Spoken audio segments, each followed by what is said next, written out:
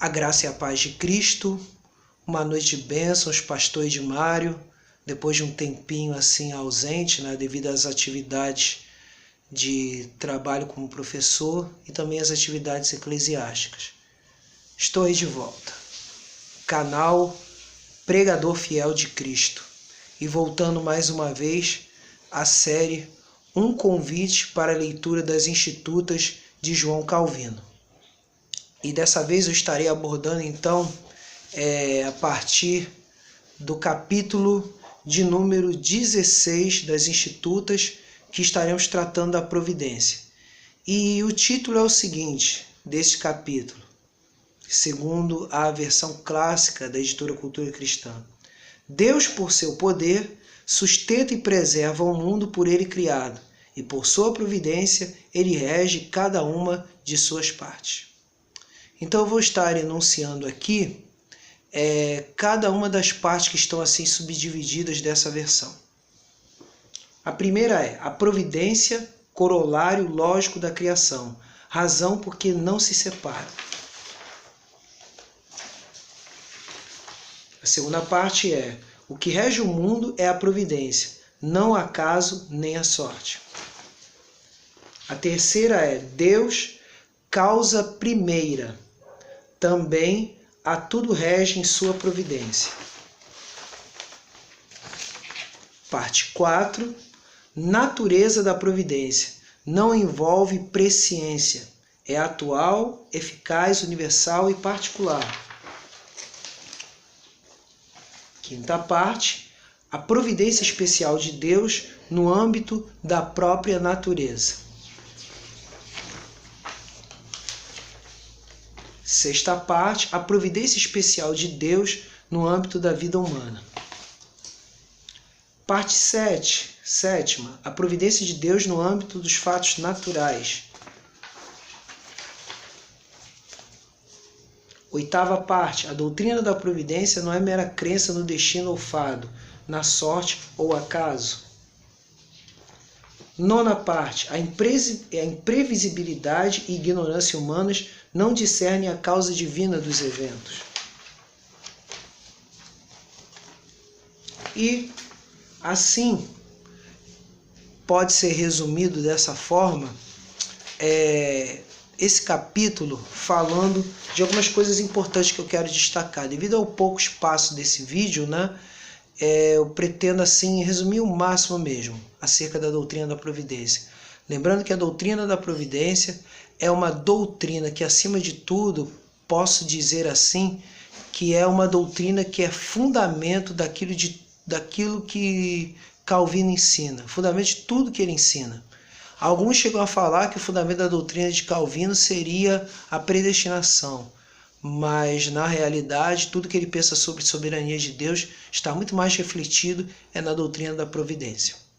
Então eu quero pontuar algumas coisas aqui importantes. Então dessas posso falar da seguinte forma. A primeira delas é que a providência ela pode se dividir de duas formas: a providência geral e a providência especial. Agora, claro que é muito importante falar que essa providência ela não se confunde com a presciência de Deus. Pelo contrário, ela vai refletir aquilo que vai ser conhecido na teologia reformada, principalmente na chamada teologia ortodoxa reformada, como a doutrina dos decretos de Deus. E aí, dentro disso, a gente pode perceber o seguinte, que a ortodoxia reformada vai chamar que esse governo de Deus ele é sempre eficaz através de quê? Dos decretos. Então, na realidade, Deus sabe porque ele, antes de tudo, ele decreta. Deus sabe de todas as coisas porque ele já decretou antes, e não ao contrário. Ou seja, Deus decreta porque sabe de todas as coisas. Não, pelo contrário.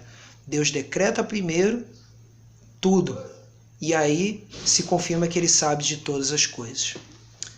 Então aqui eu quero selecionar alguns trechos desse capítulo por ele ser muito importante. E aí, dentre esses trechos, eu quero destacar a parte 2. A parte 2 vai dizer assim: para que melhor se patenteie esta diferença, deve-se ter em conta que a providência de Deus, como ensinada na Escritura, é o oposto de sorte e dos acontecimentos atribuídos ao acaso. Ora, uma vez que em todos os tempos geralmente se deu a crer, e ainda hoje a mesma opinião avassala quase todos os mortais, a saber que tudo acontece por obra do acaso, aquilo que se devera crer acerca da providência, certo, é que não só é empanado por esta depravada opinião, mas inclusive é quase sepultado em trevas. Então o que significa o seguinte: nada é por acaso, tudo é resultado da ação dos decretos de Deus. Nada escapa ao controle da certeza dos decretos de Deus, que é justamente a providência. Outra coisa importante aqui na parte 3. E de fato Deus reivindica para si a onipotência e quer que reconheçamos que ela lhe é inerente, não como a imaginam os sofistas, indiferente, ociosa e semi-entorpecida, mas ao contrário, vigorosa, eficaz, operosa e continuamente voltada à ação. Tampouco uma onipotência que seja apenas um princípio geral de movimento indistinto, como se a um rio ordenasse que flua por leito, uma vez pré-estabelecido, mas antes de modo que se ajuste a movimentos individuais e distintos. E aí, outra coisa importante também, essa outra frase aqui, que vem derrubar qualquer ideia de acaso. Portanto, que os leitores apreendam de início que não se chama providência aquela através da qual Deus observa passivamente do céu as coisas que se passam no mundo. Ao contrário, é aquela pela qual, como que a susteiro leme, governa todos os eventos. Portanto, ela se estende, por assim dizer, tanto às mãos quanto aos olhos. A parte 5 vai falar assim: contudo, como seria excessivamente prolixo coligir todas as razões que seja suficiente à autoridade do próprio Deus. Então quer dizer, Calvino vai falar de duas coisas importantes. O que seria a providência geral? Seria todo o controle de Deus sobre todos os eventos naturais da natureza, todas as suas chamadas leis naturais. E a providência especial seria a ação imediata de Deus intervir no curso da natureza, seja através de intervir nos fenômenos naturais, seja através de intervir também em resposta a orações. Essa é a conclusão natural de tudo aquilo que está mencionado nesse capítulo. E aí, eu quero concluir aqui uma outra frase aqui muito importante, já no finalzinho aqui do próprio capítulo. É verdade que nem sempre se evidencia a razão semelhante, mas indubitavelmente assim se deve entender que todas e quaisquer eventuações que se percebem no mundo provêm da operação secreta da mão de Deus, seja o bem, seja o mal. Então aqui eu encerro esse vídeo, né? Desejando a todos uma noite de bênçãos.